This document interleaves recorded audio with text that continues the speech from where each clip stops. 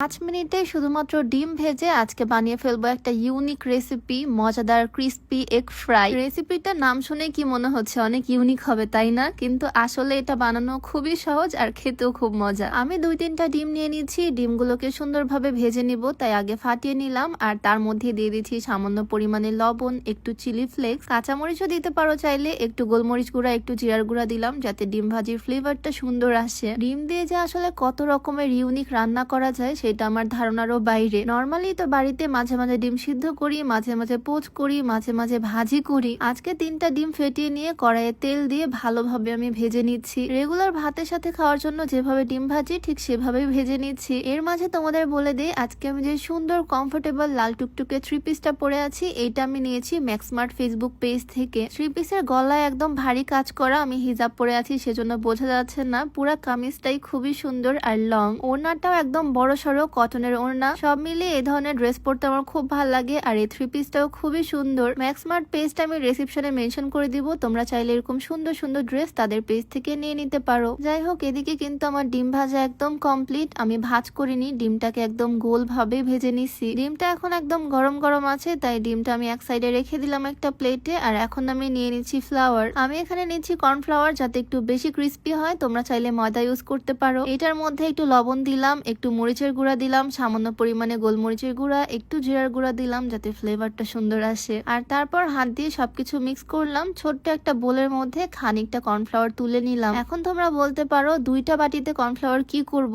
এই ছোট বাটির কর্নফ্লাওয়ারের মধ্যে আমি পানি ঢেলে দিলাম, এইটাকে লিকুইড একটা ডো বানিয়ে ফেলছি। এখন ফ্রাই করার পালা, সেজন্য আমি একটা প্যান বসিয়ে দিলাম, প্যানের মধ্যে তেল গরম করতে দিলাম। আর এদিকে যে গোল সাইজের ডিমটা ভেজে রাখছিলাম সেইটাকে আমি কেটে নিচ্ছি। যে কোনো শেপে কেটে নেওয়া যাবে, বাট এইটা যেহেতু পিৎজার মতো একদম গোল হয়েছে, তাই ভাবলাম পিৎজার মতো শেপ করেই কেটে নেই। ডিমটা কাটা কমপ্লিট আর এদিকে আমার তেলও গরম হয়ে গেছে, তবে এটাকে আমি অন্য চুলায় ট্রান্সফার করে দিচ্ছি। এই হচ্ছে আমার ফুল সেটআপ, এখন জাস্ট ফ্রাই করে নিব। ডিমের এই টুকরাগুলোকে প্রথমে আমি ভিজিয়ে নিচ্ছি এই লিকুইড ডোটার মধ্যে, আর তারপর এটাকে দিয়ে দিব ময়দার মধ্যে, ভালোভাবে কোট করে নিব। আমি সিঙ্গেল কোটই করতেছি, একবার কোট করলে খুব সুন্দরভাবে ময়দা মেখে যাচ্ছে। রেসিপিটা তোমাদের কাছে কেমন লাগতেছে? খুবই ইউনিক, তাই না? এখন জাস্ট আমি লো হিটে একটু কড়া করে ভেজে নিব এপিট ওপিট। খুবই সিম্পল একটা রেসিপি, বানাতে 5 মিনিটের বেশি সময় লাগার কথা না। শুধু ডিমটা ভেজে তারপরে কেটে এইভাবে ফ্রাই করে নিচ্ছি। এইরকম প্রসেসে এর আগে চিকেন ফ্রাই তো তোমরা খাইছো, বাট ডিম ফ্রাই কি কখনো টেস্ট করে দেখছো? এইটাও কিন্তু খুবই ক্রিস্পি হয়। আমি উল্টে পাল্টে একটু ধীরে সুস্থে ভেজে নিচ্ছি। সেম প্রসেসে আমি সবগুলো ভেজে তুলে নিব।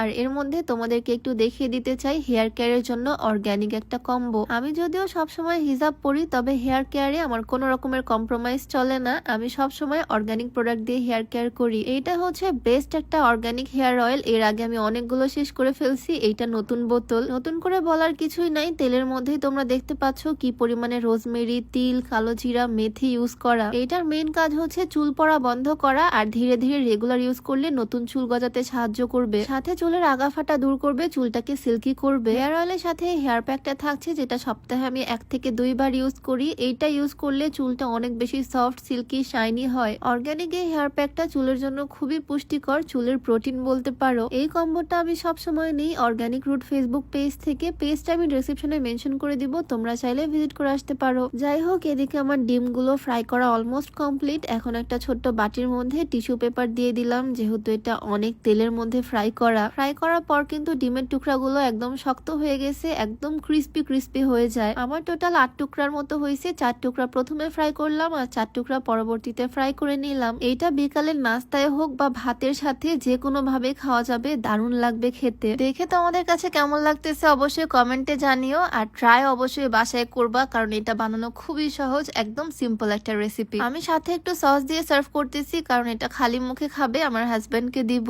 আমার হাজবেন্ড খুব লাকি বলতে পারো, কারণ ওকে সবসময় আমি ইউনিক খাবার বানিয়ে খাওয়াই। আর এটা দেখতেও যেমন সুন্দর হয়েছে, খেতেও খুবই মজা, একদম ক্রিস্পি। ও যখন কামড় দিল তখন সাউন্ডটা শুনেই ভাল লাগতেছে। আর ও এটা অনেক পছন্দ করছে, কারণ ক্রিস্পি বা ফ্রাই আইটেম ও একটু বেশি পছন্দ করে। যাই হোক, আজকের ভিডিওটা তোমাদের কাছে কেমন লাগলো কমেন্টে জানিও অবশ্যই। দেখা হয়ে যাবে নতুন ভিডিওতে। সবাইকে আল্লাহ হাফেজ, আসসালামু আলাইকুম।